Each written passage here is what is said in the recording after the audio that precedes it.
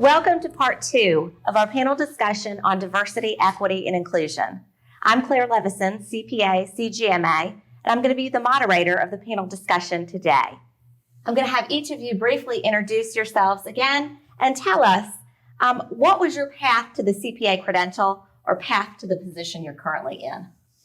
Thank you. My name is Reynard Trea McMillian, and my path was, I'll say, circuitous at best.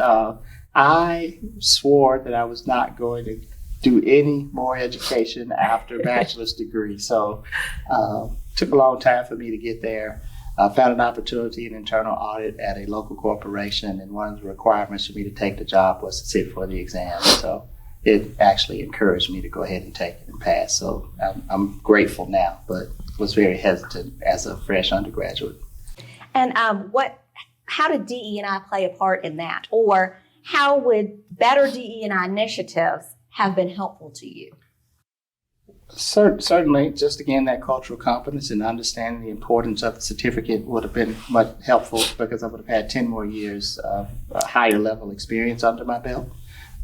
So just being educated and understanding what the profession can provide, the opportunities there, and what the certificate does and the standing that it has in the business community would have probably excelled my career.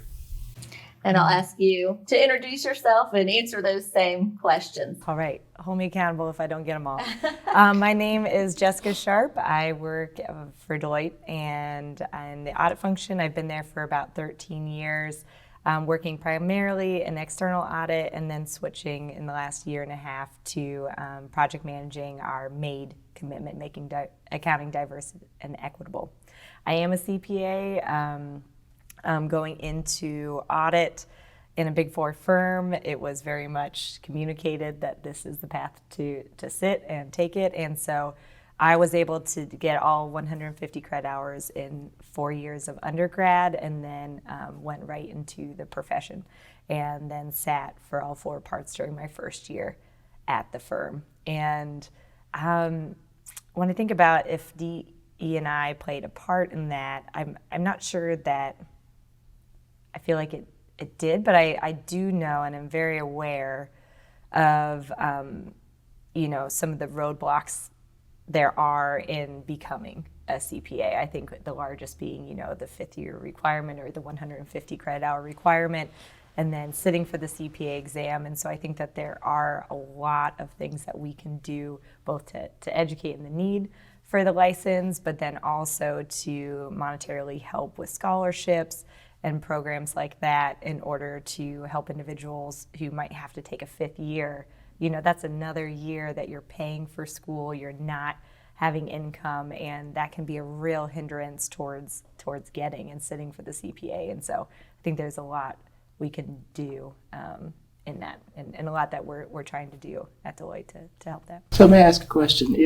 Was your program designed for you to get the 150, or did you sort of... It was not. It was Okay. I did some summer classes and then came in with some credit, and just happened that I was able to get all in 4 years. Yeah, I'm actually a 120 person. So I don't know if any of you are a 120 hour person, but when I got my license, we were still doing the 120. Oh, so I am as well. Okay, you're a 120 hour person too. Okay. Well, speaking of that, I'm Julie James. My path to the CPA license really started in college. Probably my senior year in undergrad was the last year of the 120. And I had a professor tell me about it. He told the class. And that really pushed me to go back to school to get the extra time, the extra hours. So I think that was the initial, okay, even if you don't decide to do it later, at least be prepared to do it. And I really didn't get very serious about it until I got into like an audit function and realized the importance of it in elevating in my career, and having outside community help push me. And I'm a member of NABA, and I had a huge NABA circle, still do, that really encouraged me to keep pushing forward, and I did. Yeah. And we're glad you did. Thank you. We have our remote panelist with us today. I'll let you introduce. My name is Leslie Roberts. I'm a partner at a firm, Brown Edwards, that's headquartered in Roanoke, Virginia. I sit in Newport News, Virginia, and we have offices in Tennessee, West Virginia, and Virginia. My path to becoming a CPA started with choosing to major in accounting, which my dad said, you need to do something that you can get a job afterwards. And you're good at math and you like bookkeeping, so try this. And so I was pushed into accounting that way, but I really enjoyed my classes. And like I said, I went to 2 different universities, one here in Virginia and then transferred to one in North Carolina. But when I graduated, it was not the Big 4, it was the Big 8. And that was the big push. And that was really, if you had good grades, that was where you were pushed into public accounting, and in a big way in these large firms. And that's how I started out. And it really was not even an option not to pass the CPA exam. I think, to be promoted to the very next level, you had to have the exam under your belt. So that was something that I took care of the first year of my work experience, but it was not easy. And I know that, I did a review course back in the day that you could do on the weekends, and then you do homework during the week. And it was pretty intense for like 3 months before you took the exam. But it was, if I really liked public accounting. So if I wanted to stay there, there was really not a lot of options not to get that exam. And it's proven to be very beneficial over my career. I'm glad I sacrificed the time to do it. And I think that's what we need to really be telling the younger folks, that, it really is worth it. And it's something that's one and done. Once you're done, you're done. You don't have to go back and take it again. DEI, though, would have really helped me in my role. Going into a CPA firm as a woman back then was difficult, because there really wasn't job sharing or any kind of thing that, helped a woman excel. And when I decided to start a family, my husband and I decided to start a family, it really was no choice but to leave public accounting, because there was no way I could travel and do the things that I had been doing and had enjoyed. If I had more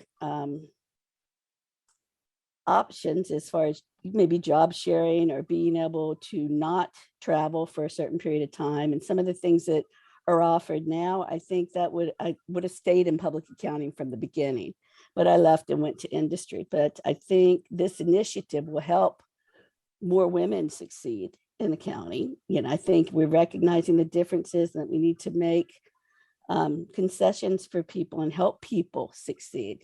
And I think that's not just the women, it's that whole DEI initiative that's going to help. So yeah, it would have definitely helped to have some type of effort similar to a DEI effort going on way back in the day when I started out. And I think we've made a lot of strides. I think, women in the profession, and I know we're going to talk about some of that, but women have made some strides, but I think we've left some other groups behind. So I think there's a lot to do. Thanks, Leslie. We're going to start our discussion today by talking about the current situation in the profession. And we have some tables here that come from the IMA Cal CPA report on diversifying U.S. accounting talent, a critical imperative to achieve transformational outcomes. So the first table we're looking at here is about just the population in general, the makeup of the population in general versus the makeup of the accounting profession, and then to take that one step further, the makeup of sitting CFOs and partners in accounting firms. Sure, I think it speaks directly to being exposed to the profession like we talked about in the first session. The inability of, you can't be it if you can't see it, right? And so having the exposure, understanding what this profession can do for you can open up those additional doors. We also had a discussion about making accounting more appealing to the younger generation. There's so many other great things out there, and social media activities, and I think that's a job now based on what I read. So I'm not sure that people think, okay, I could be a social media influencer and make some money, or I can be an accountant. Well, that's not a hard pick if you have some personality. The drastic thing to me that stands out, and I don't think this has changed. Frank Ross started NABA in the late '60s, and it was, I think, 1.4% of CPAs in the United States were African American. The last number I saw about 6 months ago was 1.2%. So we've actually lost ground over the last 50 years. And so that sort of just slaps me in the face. How do I, as an African American CPA, introduce the profession to people who look like me and let them know there are opportunities out there for them? And so that's part of why I'm here today, to try to understand how diversity and equity and inclusion play a role in that process, so I can take that back to my students and hopefully guide them to a career in accounting. Yeah, and thank you for being here today. What stands out to you the most? Gosh, well, leveraging off of what you just said, I mean, like, just the fact that, ground was lost, according to the last thing you saw, like, that's disheartening. That's crazy. And I think that's with efforts like NABA. NABA's doing amazing stuff. And it's like they've been doing amazing stuff for a long time. And so I think, to me, we use the word business imperative, but to me, that's the business imperative. That's the burning platform to say there needs to be a large, conscious, unified effort at looking at this, or we're just going to keep seeing a bigger gap build between, the U.S. population and the census data and then what we're seeing in our profession, unless there is a coordinated, very deliberate effort. There's already been effort, but I would say coordinated, that's hard to tell. And so I think that there is a spotlight on it right now, for better or worse, with everything that's happened over the last couple of years. Not for better. It's sad that it had to come. Maybe you understand what I'm trying to articulate here. But I'm glad that there is a spotlight, and I'm glad that people are paying attention. And I think there's that business imperative that you're talking about because of that. When I go back to the statistics, what stuck out most to me was about 50 or 60% of the workforce are women. But yet CFOs, it's like 2% or 1.9. What happened on that way up that number dropped so much that we make up over half of the workforce, but we're not getting to those C-suites? That's what stuck out to me the most with it. Yeah, that stood out to me too. And I suspect it probably, based on what you said just a few minutes ago, Leslie, I bet that probably stood out to you too. Yeah, well, I would say it's a lot better than it was back 30 years ago when I started in public accounting. So I guess I'm somewhat encouraged by that. I think that the statistic that really resonated for me was the Hispanic and the Black statistics. I really felt like the Black statistics would be higher than the Hispanic as far as entering the profession and staying in the profession. So I was kind of floored by that. And like you said, there's been concerted effort to bring more Black accountants on board. And so I was kind of humbled by that. And it's troubling. Yeah, some surprising things there. I think that's an interesting perspective that Leslie has, that you and I we look at that and we go, oh, wow, why are the women not? But she sees it as progress. And I guess that's so, talking about, where are you starting from and where do you want to go? So I think it's important that we do recognize when we are making progress, but that we also keep striving for that next level of where we're wanting to go.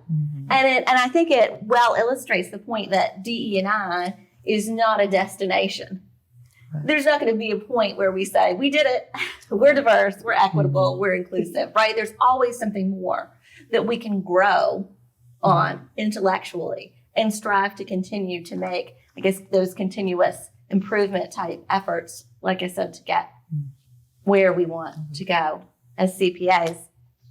What do you think is, I think we talked about what we saw, what we each kind of found as problematic as well, what stood out to us and what we found to be problematic. Why do you think sharing this kind of information is important? Well, so that people understand, right? And I hate to keep turning it back to this discussion, but the bias, unconscious bias, I don't think it's intentional, is laid out in this data, right? It's just right there. People have tendencies and preferences, and they go with those tendencies and preferences, and it's demonstrated very well in the population's representation in the profession. Yeah, I think that's interesting because what you just said makes me think about the fact that happens on both sides of that equation. So we might focus on, I think we have to focus on maybe the bias when it comes to hiring or that end of it, who's making the decision, those types of management decisions, but also on the part of the people who are the candidates.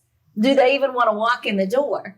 I think there's typically two different things going on a lot of times in these situations that I think we've got to look at. I think we do sometimes tend to focus traditionally in DE&I on maybe some of those hiring, right? More of those checklist kind of things. And maybe I think we've talked a lot today about bringing candidates in to even be part of the process from the get-go.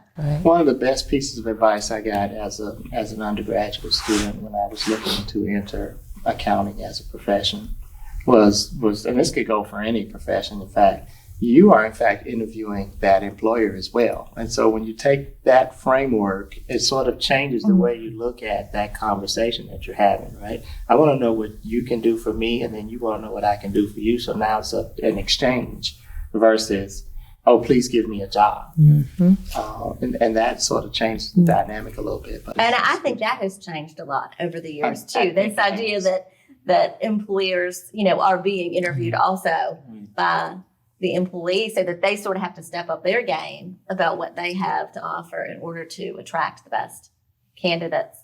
What are your thoughts on the importance of sharing these statistics?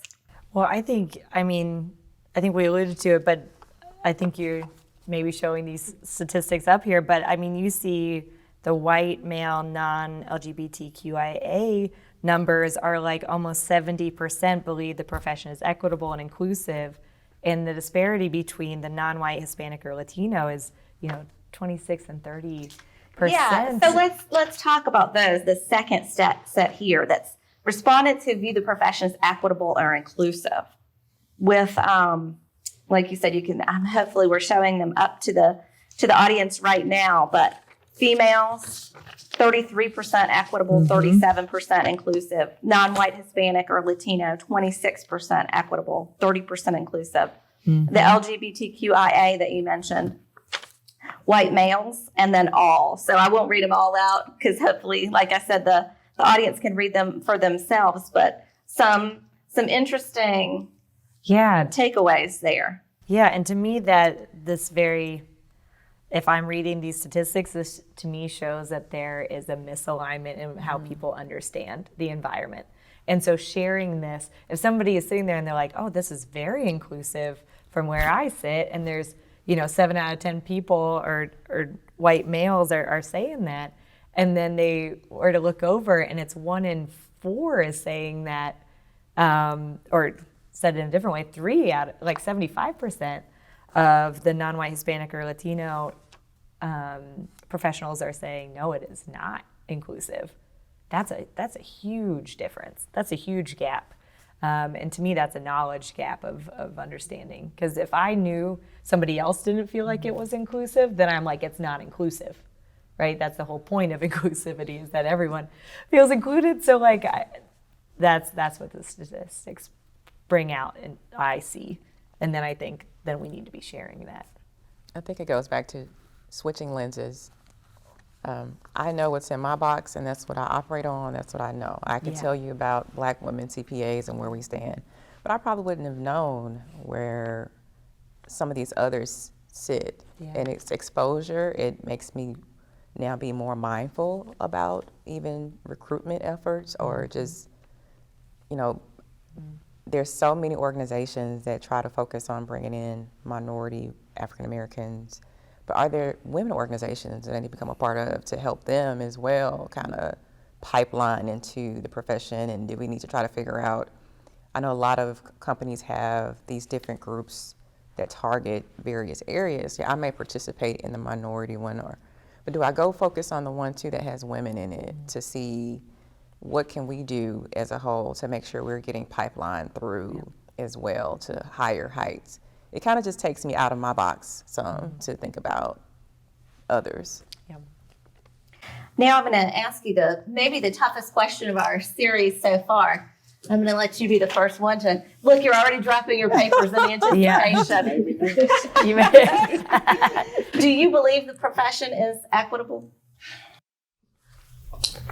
Based on this data, I have to say no. we all learn in our profession that numbers tell stories, right?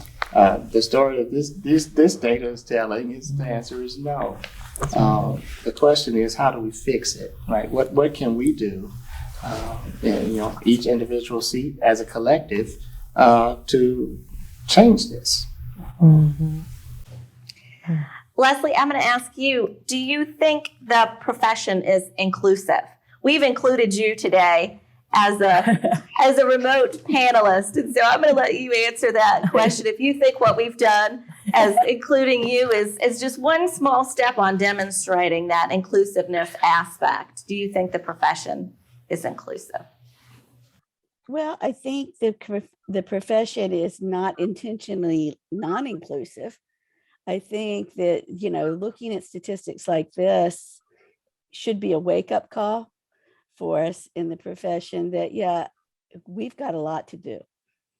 And I think we think we're doing better than we are. So I think to look at this is very sobering to look at these statistics and to look at the divergence in how people perceive whether they're included or not. So, I'm like you, we got to say no to this when we're looking at these statistics. But I think that a lot of it is unintentional. And I think that's why we need to make sure that people are aware of these statistics, because I think it's easy to just say, we're doing a lot of things in this area and we're doing better. Like I said, with the women, I think we're doing better. But does that really make sense that we have 50% of the women in this profession and only in the 20s in the leadership position? That's really not acceptable. So I think,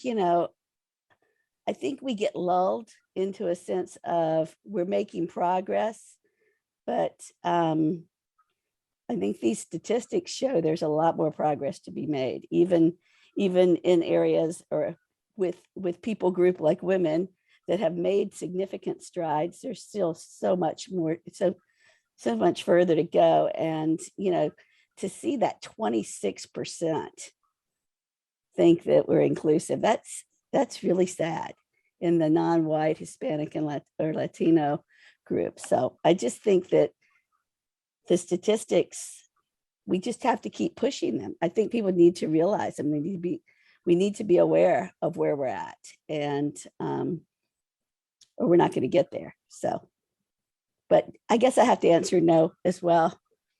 Overall, I can't lie.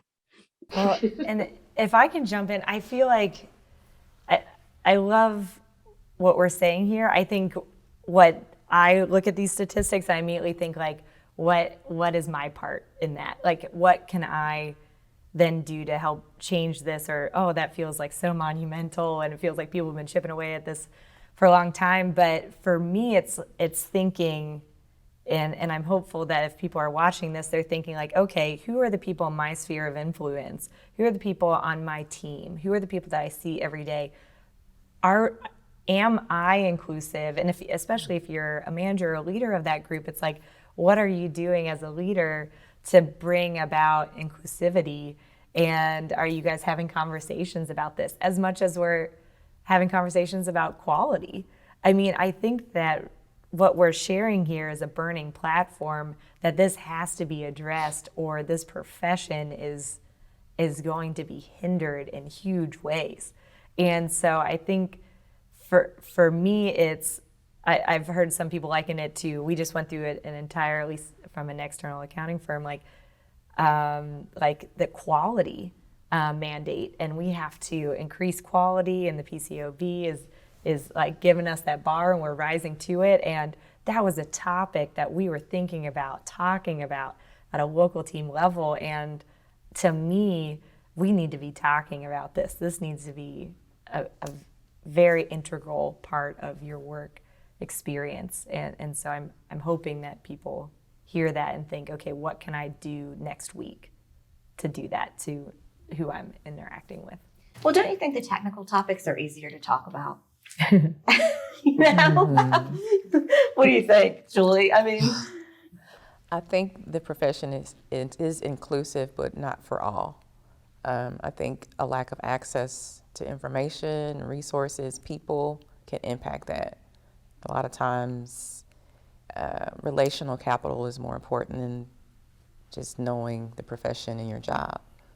And having access to a partner or a mentor or a sponsor is important in your career. And that's probably something I didn't learn coming up in college about building relationships. We learn the technical aspect of things, but not trying to get to know people and gaining exposure, which I think is really an important part of inclusion. yeah, and just sort of the out loud recognition of how important that piece of it really is. We have some additional statistics related to our pipeline discussion, and these are from the trends in the supply of accounting graduates and the demand for public accounting recruits. And this was from the 2019 report. And so what stood out to you the most about these statistics? These statistics are related to demographics. The first one is the demographics of bachelor's and master's accounting enrollees by gender and then by race and ethnicity. And then the bachelor's and master's graduates in those same categories, gender and race and ethnicity. And then we have that sort of next phase, which is hires into the accounting finance functions by gender and race and ethnicity. What stood out to you about these? I'll say. The last one, the comparison as to those entering the pipeline and those getting hired. The numbers of white males getting hired in the profession. How can we say we're making progress? The whole pie is almost purple. Even beyond, I know we need to start at the school and bring candidates in, but there are candidates who come in, but they leave, or they're not hired. They don't get a job offer from a firm, so they leave the profession. So that stood out to me. Yeah, that purple piece you're talking about is 70%. It shifted. You got 50% on the others, 50, 51, 49, and then we just shift to 70-something% to our hiring. I think you were mentioning that there's a new report out. Yeah, so the AICPA put out their 2021 trends report, and so the 2019 report is something that we've been soliciting around, or not soliciting, we've been adding it to our deck when we talk about why the MADE commitment that we created at Deloitte, a $75 million commitment over the next 5 years. But it's all about making accounting diverse and equitable, and the need to increase the pipeline of diverse professionals. And the 2019 trends report is what we have been putting up there to kind of say, like, this is a small education of where we currently sat in the profession. And from the 2019 trends report, there's also a pie chart of those being hired into a U.S. CPA firm, or currently in a U.S. CPA firm. And I believe the metrics are 2% are Black and 4% are Hispanic Latinx, and that's just staggering. And so what I would say is when we go and talk both internally and externally about our MADE commitment and we share those statistics, people are, I would say more often than not, just like, is that real? You know, and I think that has brought so much propulsion to what we're trying to do because people were not aware of how small that is. But an exciting thing is that the 2021 trends report that just came out was showing that I believe it was a 5% increase in the amount of diverse professionals being hired into the profession from 2018 to 2020. At least those are the years of the stats in there. And so we just were sharing that around internally at our firm and externally, but I think we were encouraged by that, but still there's a ways to go. But it's at least it was encouraging to see, like, okay, we're making some strides. What stood out to you here? I mean, I think we could probably just get our DVR remotes and rewind it and play what they said again. It's kind of been covered, but we have to figure out a way to make the pipeline available to more. That's the takeaway, regardless of all the numbers. Yeah, Your top level takeaway is we really have to work on the pipeline. We really do. And again, I think that's it. I know we've been talking about, like I said, I know we've been talking about the pipeline for a long time, but I think that people can get caught up in traditionally what's the hiring process. That there's a lot of candidates and they're not being chosen. And I think what we've said here today is that that's important, but it's just as important to be able to bring those candidates to the table. And I think there's consensus among the group that that's probably one of our top initiatives that we need to be focused on, that goes right hand in hand with this specific DE&I initiative. I think we've covered a lot of how we can increase the visibility of the profession to young people. Leslie, I'm just going to let you comment on if there's anything you had to add about that before we move on to our next section. No, I mean, I think, when we talk about the pipeline and retention and who we're hiring, I think we really need to hold ourselves accountable as to where we're recruiting too. I mean, if we keep recruiting at the same schools, and nothing's going to change. So I think, we really need to open up that pie to other people that we might not even, there may be schools, and I know we've discovered it in our area, where they're right on our back doorstep and we're not recruiting there. Why aren't we doing that? So I think, I think we need to look at these statistics because it challenges us. And I think the obvious thing that we need to do is make sure that we're recruiting to diverse candidates at universities that traditionally have a diverse student population. So I think, that's an easy one. You know what I mean? Like, it's easy, but it's a little harder to get buy-in. But I think that's obvious that we may not be going to the right place to recruit if we've got numbers like this. Any final thoughts? On that conversation? Yeah. Not in general. We still have more time to talk. I have a lot of thought on that. I just feel like working in corporate America, working for firms, just being a part of the recruitment team, there are targeted universities and we go to the same schools every year. I know there are many initiatives now to try to get to HBCUs because I think the past couple of years it's been amplified. But I want that to be something that continues, not because it's the thing to do right now. These candidates have been in school forever. I was a part of an HBCU, but a lot of the firms don't come to our schools. You hear about a concerted effort from societies and firms about their recruitment, but I don't know how many HBCUs around that don't get that same effort. and I feel for the students because they don't get that same opportunity. We talk about equity, right? There are so many times that we have to pull from our own, go to a NABA student conference. The kids have to get up and go to Atlanta, why can't the firms come to them? They go to the other schools, right? But those are the things we talk about with pipeline, and it impacts everything from the beginning to the end to state boards. Our state boards, are they diversified? How do we get to there if we're not starting with bringing them in college?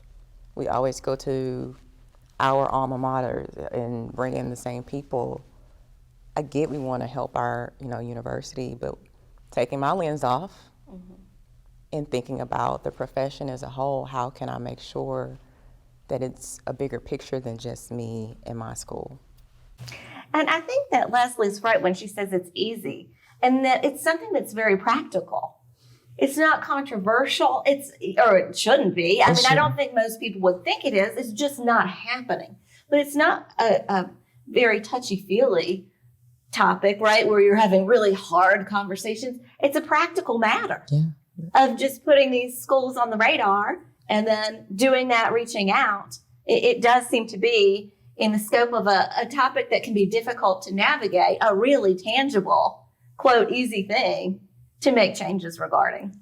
Well, and if I can just say, like, the business imperative towards going to HBCUs and HSIs, we've looked a lot and are building out kind of a made strategy around HBCUs and HSIs, but we've really decided to kind of focus there because you have, 80-90% of your students are the demographic that you're looking to impact and to hire, and versus like maybe some of these really large accounting programs that are at these schools that maybe you have 1% to 2% are that demographic, as you see in some of these trends reports. But that's what we're seeing from the schools as well. And so if companies, and I will say a lot of HBCU accounting programs are a bit smaller historically, but it's like what an imperative, or what a business imperative to align with HBCUs and say, like, okay, how can we grow your program? Because if we double your program, we just double, like, we have this many more students that we're looking for from a pipeline, versus if you double some of these, like, changing culture there and trying to change and double the amount of students there is minimal. I don't know if I'm articulating myself well, but and so I think that to me is a call to, like, companies, and to say, what can you do if you look and you say, oh, well, that accounting program at that HBCU only has 5-10 students. It's like, okay, well, what can you do to partner with that university and grow that program? Like, go into high schools, like, talk about the attractiveness of the profession and grow that pipeline. That's, to me, even just like from a business standpoint, that makes more sense. It's resources. Yeah. At the end of the day, I think about coming up through my school, we didn't have a partnership with a CPA review course. Mm-hmm. There are so many other schools that do. Mm-hmm. Why not? Mm-hmm. Can someone help with that? Can that help the pipeline? But if it's not a direct impact on some, they don't feel the need to do so. Yeah, which is really, we're trying to do that. Okay. And so that's really exciting. So I feel very validated when you're saying that, because I'm like, yes, that's what we're setting up and partnering with Becker on, and to do that. But that's very encouraging when you're saying stuff like that. I think part of what you might be describing too is a little bit of that low-hanging fruit idea, that places have gone back to the same over and over, and the larger over and over, because it's the low-hanging fruit. It's the easiest. It's the path of least resistance, or however you want to describe it. But sort of getting out of that box, or putting in that extra effort that it's going to require to do. So maybe it's not as easy as you said. Because maybe if it was, someone would have already done it. But it's practical, I'll say that. It is practical, but a lot of it goes back to some of the things that we talked about, right? Inclusion, building relationships. And so As we get to know each other better, then there's opportunities to have these discussions. They may lead to something, they may not, but at least we can have a discussion. So you get your information on the table, you get your voice into the conversation, you can start to move the needle a little bit. That's what I'm hopeful for. How do we do that? And even going back further than just going to the HBCUs, is there something we can do even in high schools to get students interested? So in the community that I live in, there are several high schools that have sort of business pathway programs in the high schools. And so I'd love to be able to connect with them and share what accounting can do and how it works, and then bring hopefully some of those students to, if not to my institution, to any institution with an accounting major. Yeah, and Leslie mentioned that when she talked about DECA. So sort of digging down to that next level of the pipeline issue, like you mentioned, getting into the high schools and having those conversations. What have you seen in that area, Leslie? Well, I mean, we're just getting started in it. I'll be honest. We are, we see some high schools don't have accounting programs or bookkeeping anymore. And so they have programs more like financial literacy. So I think, even the curriculum is working against us in a bit, because they're really not exposed to bookkeeping or accounting. But I think, what I would like to do is actually, like you said, go into the classrooms, talk to them about what we did, what our path was. And what I'm trying to do is send out some of our younger staff to talk about how they went into a career of accounting and what they've seen as their pathways, or what they see as their different pathways. But I think it's challenging to get into the schools. I mean, we've gone back to, we're using DECA, but we're also just using contacts we have in local high schools and just calling up our contact and say, could you let us into their business class, your business class in that school? So I think we're going to have to be very intentional about that level, because some of them don't have bookkeeping classes. So you can't just call and say, I want to talk to the bookkeeping teacher or whatever. So I think we need to be very intentional about needing to go into the high schools, because by the time they get to college, they have an idea of what they want to do. When they're in the high schools, we need to get them earlier. And another thing that we've been talking about is getting into the community colleges and talking to some of those students at an earlier level before they've moved on to the university, where they're still trying to make a decision. A lot of the community colleges near us have a very broad curriculum for the first 2 years. And so if we could get in there and talk to them. But I do think we've got to think out of the box as a profession about ways to drive change and to drive that pipeline and to get our profession out there so people understand what we do. So yeah, I mean, I think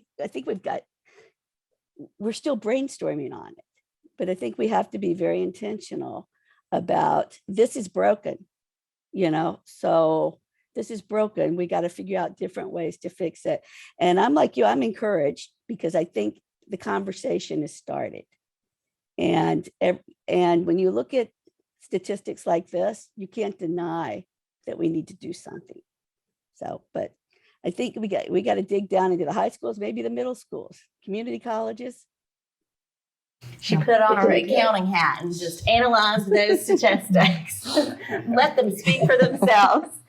I thought it was really interesting what you said, Leslie, and I don't know if any of you have any thoughts on this, but you mentioned that connection to financial literacy classes. And I know in Virginia, all the students are required to take a personal finance class. But I think there's an excellent connection there as a way to grab kids and teach them, what is this thing, accounting? I mean, kids don't balance a checkbook anymore. They go to their online banking. And so how are you going to grab them, teaching them about money and being responsible with their own money, and then equating that to helping companies be responsible with their money? So I think if we're trying to think outside the box, like you said, Leslie, that there might be an excellent connection there that we haven't really made the most of, especially when it seems that a lot of states are recognizing how do we kind of parlay that into the next step of showing kids that, yeah, be responsible for your own money and help companies be responsible for their money too. Mm-hmm. Just my 2 cents on that matter. So much removed. So I think the last question that I want to ask you is that how can we really prioritize tackling these difficult issues? That's all you. You can start. It's like, oh, did you have to come? We're gonna layer up. We'll layer on. Okay, well, I think it has to be a multi-pronged approach, much like we've discussed, but I think the coordination of that has to start with, groups like AICPA, state societies, NABAs, anybody who has an interest in making sure that the profession grows and thrives should be interested. Coordinating those efforts with some of the larger firms to help us, one, identify and, for lack of a better term, draw some interest from younger people about what the profession does and how it can help them, and the career paths that are available is going to be what we have to do. And I think we have to hit all sides, community colleges, high school students. I even think some folks who may have graduated with a degree in something else who are not finding the success that they wanted in the workplace, and they come back and say, well, my friend studied accounting, he's had a job since we graduated, so I want to go back and study accounting.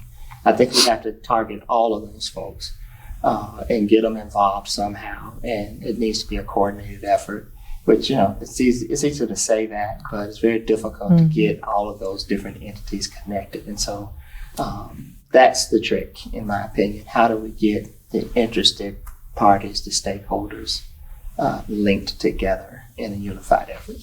Mm-hmm. What are your final thoughts? Yeah, I think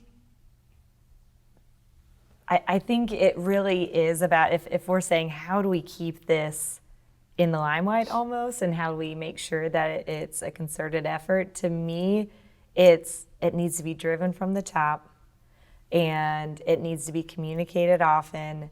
And I think there needs to be a realization that there are short-term goals that we have, but there's also long-term goals. And I think people need to stack hands on that and know that this is a long-term commitment we're making, and have people settle in. And I think part of that long-term commitment, I totally agree, comes from collaboration and connecting with everyone who's all trying to stack hands together and say we're all trying to do the same thing. I believe that if we elevate the accounting profession, everyone gets their fair share.